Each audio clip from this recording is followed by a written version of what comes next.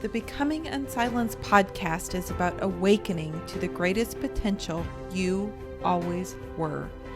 Listen to teachings, interviews, and inspiring stories of others who have challenged the accepted, expanded possibility, and merged modern-day life with ancient wisdom to discover their greatest potential. When you become fearless, you become limitless. Now be inspired by today's episode. Well, welcome. I'm here with Dr. Denise Trudeau Poskas from BlueEgg Leadership, and I'm excited to visit with you today and talk to you and introduce you to the Becoming Unsilenced audience, because you've been a really key part in my journey of becoming unsilenced. So I'll just let you go ahead and introduce yourself. Well, I'm so happy to be here, Vicki. When you talked about your reaching out to larger audiences, and also the philosophy you have about helping people really to own their voice. And Vicki and I both align with that, the importance of us owning our voice and really doing our personal development, so we're doing that at our best self. And so that's when Vicki and I met. It was actually a program called SVLA. And I was really inspired to do that because it's one of the first programs that had allowed me access to all different work styles, all different personalities, all different people versus just executives. And so SVLA was developed in 2013 as a program through a nonprofit that allows people to find their voice, allows people to develop themselves. So a lot of exciting things happen in it, has many different levels. And so we're, both Vicki and I, we talk about how passionate we are about having that ripple effect on other people. And that is a program that opens that possibility for everyone. It does, and it really opened me up in a lot of ways. I think I was prepared for and ready for that learning and just kind of flowered underneath it. And so I'm curious, I want to talk to you a little bit more about emotional intelligence and the key roles that the brain plays. But before we go there, I want to know, what brought you to this work? So I would think my awareness was in my 20s when I was very interested in leadership. Okay. And I started noticing certain people led better than other people. But also, as we're in our 20s, I think there's a lot of curiosity and self-awareness that's out there.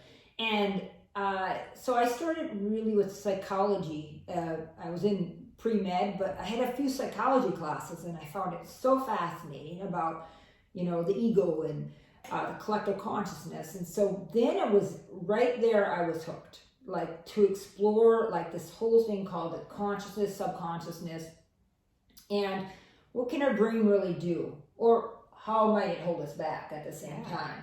And so for me, that was my journey of being a best self me as a leader, but also because I felt like that was not an area that was explored in my learning prior to that. And it sounded like there's so much potential to help people or help myself really excavate brilliance, understanding, and removing, a lot of it in psychology we talked about, removing our own programs or our own barriers from just where we grew up with. And so I think that's what ignited my interest back then. So you had this curiosity, you saw that there was a power, almost as I hear you talking about it, this sense of there's this great unexplored horizon that there's so much potential out there, but we're just barely tapping into it. What did it do for you as you began to explore that? Well, what it did is it excited me and also made me nervous to understand that while there is so much about our brain and our potential that we can explore. And so what it did is it kind of kept a thread. So when I went pre-med, I started, one of my passions was traveling. I started noticing that people do have different personalities, people do have different levels of growth, and it became like a thread of curiosity all the way through. What else can I learn about people in general? If I'm going to lead, what else can I learn about them, helping them reach their potential. So did you see your own leadership style shift and change? Yeah, According I'd say, yeah. to that? Well, I started leadership in my 20s at positions probably with people in their 30s. And I was naive enough to think that you just do leadership. You don't. Kind of feeling like you're just born into that old adage. Are you born or are you developed? Right. Yeah. And we're not. It's a developed skill. So the piece is in leadership, really that understanding that I need to be better for people. And I went from management to leadership. And so that was the thing I was super conscious of, is that leadership is not about controlling people. Yeah. Right. Wow, that's because I think that's a very misconception in my own experience in leadership / management. People want to get promoted because then they can be in charge. Yeah, and they get to be the one who makes the decisions. Yeah, and that's still the philosophy when I go into companies. It's still very much management. But there's so much more when we actually explore how to help people to find out their own self-awareness, this is where EI started getting interested into me, because it was all that work that Salve and Meyer and Caruso did was, you know what, if we actually look at these facets of ourselves and personally develop ourselves, whether we're a leader or not, it's going to have a better impact on the environment of where we work. And so many people spend hours and hours at work. If we're going to lead means I develop myself, but I also help others people build their personal intelligence around that. And we can grasp this concept whether we're in a position of leadership or whether we're just leading our own life. Right. It's so powerful either way. So a lot of people don't want to be in leadership. And that's what's so fun about SVLA. Most of those people really just want a better lifestyle. Yeah. Or permission to not live with guilt, or permission to try something new. And emotional intelligence is actually the understanding of, those quadrants of self-awareness, social awareness, personal management, and social management. But it's more than that. It's also understanding that you can rewire your brain. Yes. Okay, so let's talk about that, because that's what gets me excited. And I want to look at that from the perspective of trauma. And when I define trauma, I think trauma can be one cataclysmic event, or it can just be an event that someone interpreted as traumatic to them, So, because this is really key for myself in doing this work, is understanding emotional intelligence, how the brain works, and how we can get out of that space of where we're like blaming everyone else for the things happening to us, and understand how we can use those life situations to grow our life. Mm-hmm. So talk to us about that. So there's all them intertwine, right? So if we look at trauma, so if we think at the brain level, what happens when people interpret something trauma, whether it's an accident or over the years, different abuses, or maybe it's a health event. What happens in your brain is it literally gets stored. So anything that gets really, what is fired gets wired, right? So when we see that trauma, what we do is we just store it in the midbrain, right? And what we learn in emotional intelligence is the PFC, the midbrain, and the low brain. Okay, and PFC being prefrontal cortex, right? The kind of the upper... Your executive functioning. Okay. And so what happens is our brain just records it as a trauma, and it's like essentially a picture. So it takes a picture of it. As it's recording, would that be where you would say like that's the subconscious piece? Yeah. So your subconscious is recording everything even before your conscious memory starts. Okay. But if your conscious memory, so let's say this is one thing you said, is like if I perceive it, if I see it as a threat, then your subconscious says that it is a threat, it is a trauma, it is something that I will protect you from, but at the same time it replays it, right? It's in a deep... keeps you like hooked to that pattern. So the other thing that happens with trauma is it actually gets stored in your body too, right? So when you have trauma, your brain kind of gives you a glimpse of it but also then all the emotions replay. Yeah. Right? So then in your brain, you have the hypothalamus. So when I think of that trauma, it activates, adrenaline or cortisol to say fight or flight. And it will consistently have people fight or flight through their life. And fear is a big one that'll happen. So it kind of paralyzes them, that constant battle with self. And then what's happening in their brain at the same time is, so now you have a chemical in your body, and then you have your brain literally making a path from anything that happens in the world goes to that trauma and just kind of makes that circle loop. We call it negativity loop.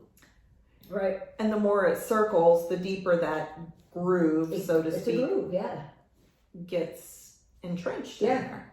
And that groove is, and we're aware that, God, I don't want to feel that way, but we're not sure how to get out of that, right? So that groove just keeps replaying and then sets off the chemical. And then what happens is so intriguing is that people's thoughts actually seem very rational. Like, I don't want to work there because I might be seen, or I don't want to do this because it might. So that fear feels real. And then what happens is they kind of see the world as an unsafe place. Yeah, let me just bring in a real example of that, because when I was working to lead up to learn coaching and development businesses, everything, this is some of the work that you and I did together about the fear of being seen. Yes. Yeah. And the being on video. Now here we are on video, we're on a podcast, but I had to work through some of that fear of being seen, and you helped me do that through some of the techniques that you do. And that's a piece for trauma. Trauma is not meant to be your identity. Yeah. It does happen to all of us in some way, shape, or form. What we really want to challenge people to and inspire them is there's help. You can move through it, and it doesn't make you less than anyone else. And that's what happens with trauma. Is sometimes people feel the guilt or shame around it. Mm-hmm. And so one of the things that you want to work on emotional intelligence or your tools is to say, let me separate that guilt and shame. That is no longer something I want to have or be. So there are things we can do to help through trauma that it's really starting with, what language are you telling self? We say, what are the beliefs? And a really good activity is the one belief worksheet from Byron Katie. We do that a lot in SVLA. Otherwise, it's working through and challenging beliefs around it. And the other one thing is really mindfulness helps people practice that breathing. And that breathing calms our brain. And the more we can calm our brain, right, the more we can have the higher functioning brain. Yeah, so this piece helped me so much to understand how when we're in that fight or flight, literally we're kind of locked into that one section of our brain, and we can't access that more creative, higher state that could figure out the solution. And so just understanding that piece is super helpful. So for someone who's recognizing that, hey, I'm trying to create a change here, but now they're listening to this and they're realizing, oh wow, I'm just kind of stuck in that one state. Like you used mindfulness, a one belief worksheet. Okay, so share with me, like, how would someone practically use those two pieces to then shift into this more higher resourceful? So one of the things that when we're stuck in that midbrain, in that negativity loop, we actually create things on our environment that keeps replaying it. That's what your brain does. So you end up connecting with toxic relationships, or maybe you work in a toxic environment, and then your brain says, see, that's all you deserve. So it keeps replaying that. And so the first thing in mindfulness, or for you to understand, is that reality is created so you can change that reality. And the more you work on not accepting that reality and saying, you know what, I no longer need that kind of reality, I want something more, and you challenge that, you will create a new reality. So for example, the one belief worksheet that, and Byron's Katie's works is just phenomenal for this in all ways. But it walks you through, like, what are you challenging yourself right now? And then I always do, is it helpful? She does it a little different, but you use that several times a week, just especially when you feel angst or worry. and you start excavating. Don't live in the angst or worry. Say, I'm choosing not. Not going to stay there. Not going to stay there. Again, to be determined to get to the Be determined. And so we liken it to you're practicing a new muscle, so you need to practice it. So even if you commit 3 times a week, you're going to go, I'm going to do this one belief worksheet. I'm going to walk through what is true, what is it? Is it 100% true? And then it asks you to write down, what do you believe and what is it doing for you? And what is possible if that wasn't a truth? It works with your subconscious to kind of excavate those beliefs that are hardwired. So it literally kind of peels them away. Committing to that 3 times a week, you can start getting better awareness of, wow, those emotions I feel are not really true. They're true because of the thoughts. If I remove the beliefs and the thoughts, I remove this consistent, we call it the toxic or the victim emotion. And so strategically, that's one way to consistently work on that. Mindfulness in a different way is, and there's so many good resources for mindfulness, but mindfulness, even if we're breathing 10 to 15 minutes a day, just practice breathing and separating ourselves from the thoughts. That's how we start in most of our programs is we literally say, as you relax, you count down 10 to 1, put the thought out there because it's not you. Literally separate all those thoughts from you so that you're not having a consistent reaction. So you're kind of disidentifying with the thought, because I think that even myself in my earlier days, a lot of people get trapped in this thing that because I had this thought in my head, that's reality. Right. And that's what we're thinking. We're just being realistic. This obviously happened. And so that is proof. This person did this thing to me, so I have proof. So I have proof that I need to stay in this.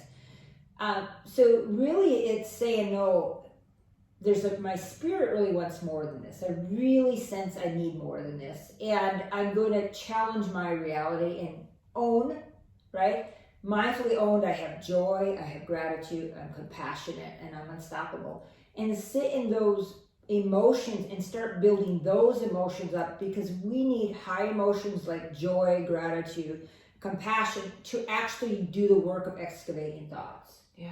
Right? Yeah, that's the emotional guidance scale. Mm-hmm. And being able to kind of take the temperature of what's going on with you based on the emotion that's coming up. So you could say that as we kind of grow up, these different wounds or things get kind of like dumped into us, and then at some point in time we become conscious that we need to do this work. I know you use the word spirit in there. How important is this for us to kind of connect back to that authentic awareness of who we are? Well, I think it's essential in the sense that it's intertwined. And we're not even talking about, specific religions or anything, but spirit, our highest conscious, our highest intentions is what I like to use. Yeah. Your highest intention for yourself, you're on here for a little time, it's your highest intention for yourself, connect to your spirit. That's where the wisdom is. It gets trapped, and people lose that because they just absorb all the negative programming.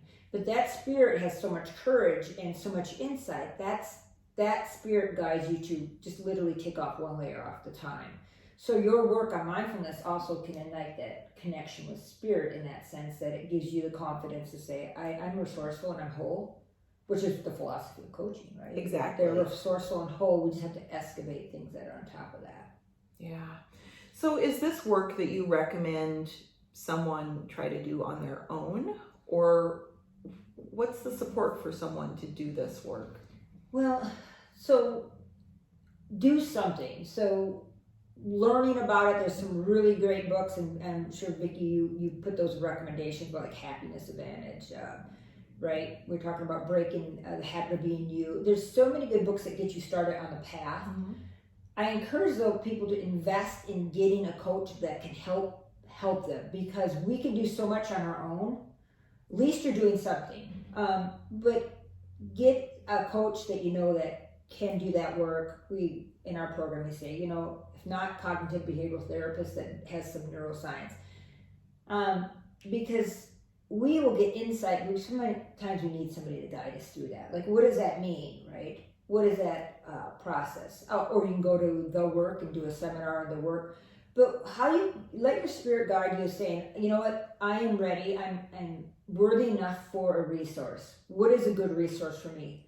And then when you're doing that, a lot of times you will connect to somebody that's important or powerful. And we're not just saying you have to have a coach or you have to have a therapist, but it's really, those people are trained, coaches are trained to work through this. Cognitive behavioral therapists are that's what they do. They're passionate about helping excavating people. It kind of reminds me of years ago, my mom was having a heart issue. Oh, yeah. And she went to the cardiologist in our town who, seemed like a specialist. Mm-hmm. And then he referred her to a women's heart specialist. And then we eventually ended up at Mayo Clinic, where there was a doctor who specialized in this one particular area of the heart, and the knowledge that person had about what was happening with her was just phenomenal. And I think that applies here, where we can, if there's some specific area that we're wanting to grow in, going to someone who has the training to help us grow in that one specific area can exponentially increase growth. It will, right? I mean, it's just that we liken it to, the same analogy. If your leg was broke, you wouldn't try to fix it yourself all the time. You would go to an expert to do that. Now, if it's sprained, that's something different. So it's to look at, and that's the other thing is, there are resources out there. Like our program, what I love about SKLA, a nonprofit runs it. So it makes it very fiscally, anybody can, they have payment plans, but it walks people through this. But look, and really encourage your audience just to start looking out there. What is in this way about emotional intelligence or personal inspiration that is out there to help me on this journey. And the same thing will happen is then there's the next person. You're like, wow, that person gives me more insight to do that piece. Yeah. So what is the reward for someone who's willing to hear this today? They're willing to learn these tools. What's the shift that can come from that? Well, you speak to it. Think about your shift that you literally gave yourself a whole new level of freedom. Yeah. Right? A freedom from worry, anxiety, a freedom, a new whole vocation, right? So we see people treat their family entirely different. They have promotions because of this. They find their passion and are doing it. They maybe start a business.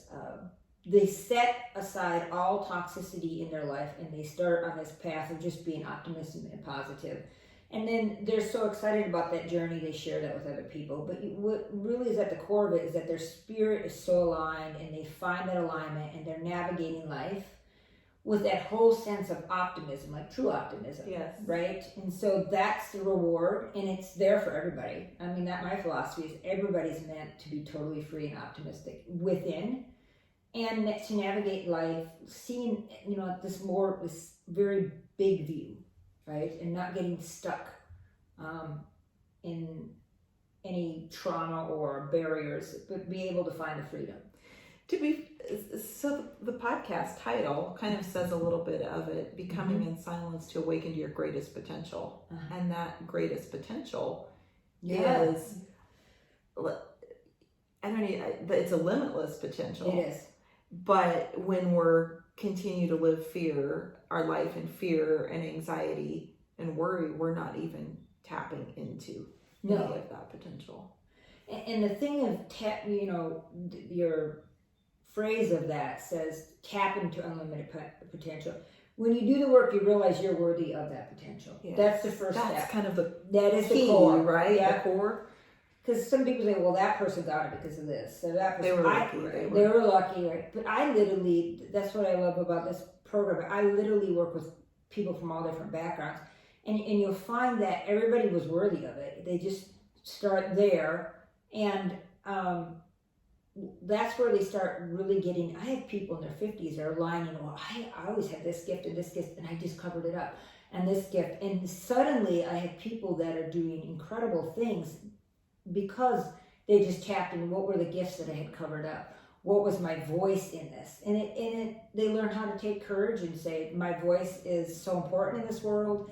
I want it to be known, and this is what I'm doing. So congruency of soul, mind, and spirit, all of that is comes together for them. Yeah. Mm-hmm.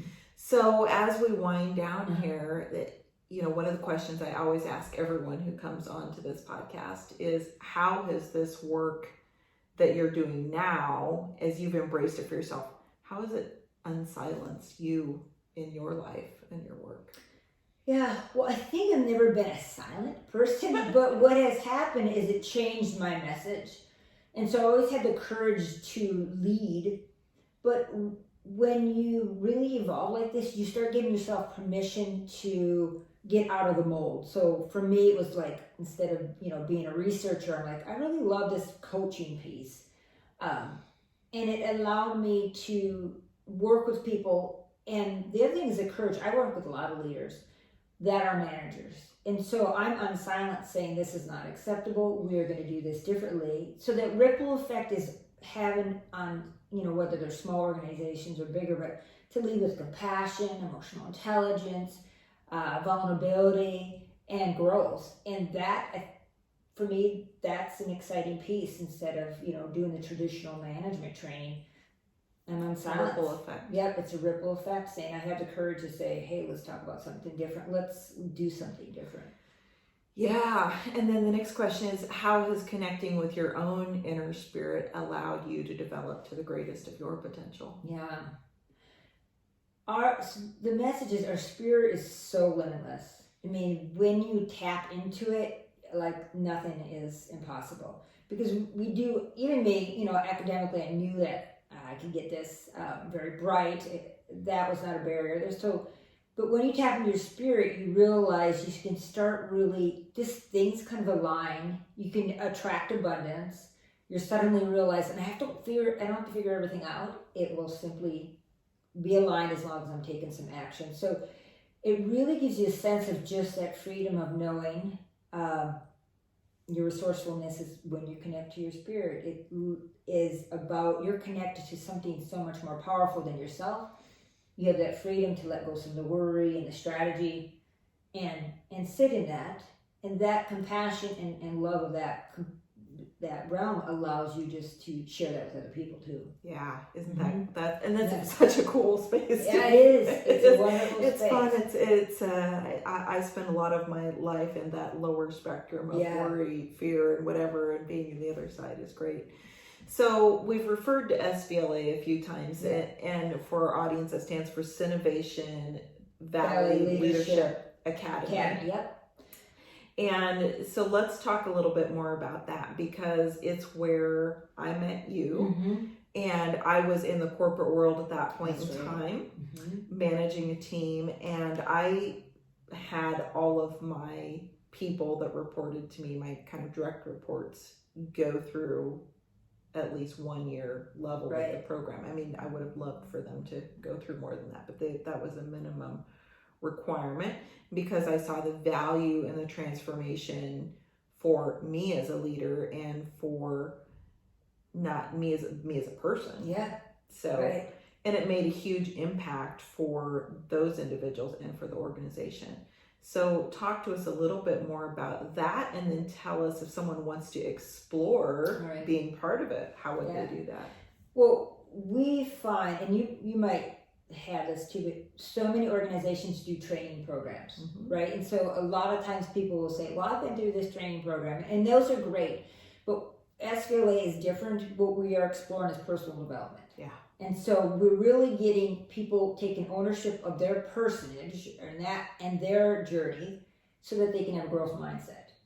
And so that has a ripple effect. So we find more and more companies are doing this kind of work, right? Or they'll bring them to SVLA and have a couple people go, so it has a positive ripple effect on their environment. What would you say the difference is? Because I had done a lot of leadership development programs before this. What's the difference in this between just, say, a John Maxwell leadership program, or the number of other ones that might be out there? Well, in truth, most programs are what we call leadership awareness. They call it development, but development means I'm actually coaching somebody through something.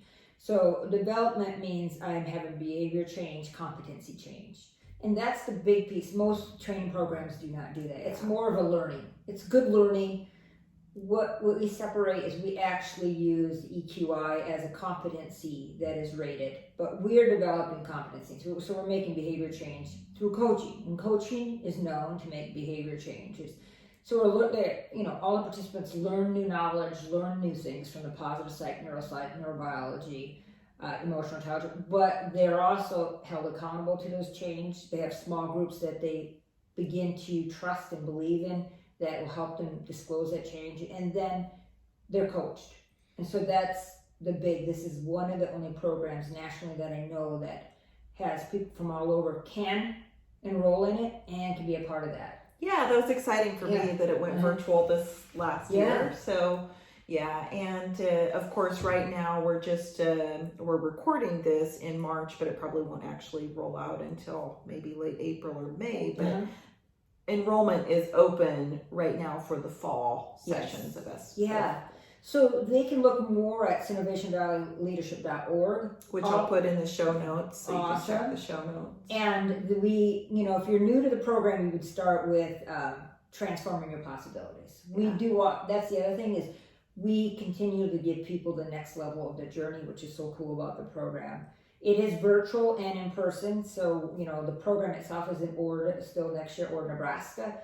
But we've had people this year and first year. We had Minnesota, Kansas, Iowa, and I guess all over Nebraska joining us virtually. So it's a wonderful program because it is a nonprofit, and it is a very good introduction to really transforming yourself. We find that people by the third session are really doing bigger things for themselves. Yeah, it was very powerful. And also, as I remember back from year one, is make sure you don't have any plans the next day. So you can because it's emotionally exhausting you begin to understand some of these things. So allowing space and time for recovery. So thank you so much for being here. Is there any spark of wisdom that you want to leave us with today? Spark of wisdom.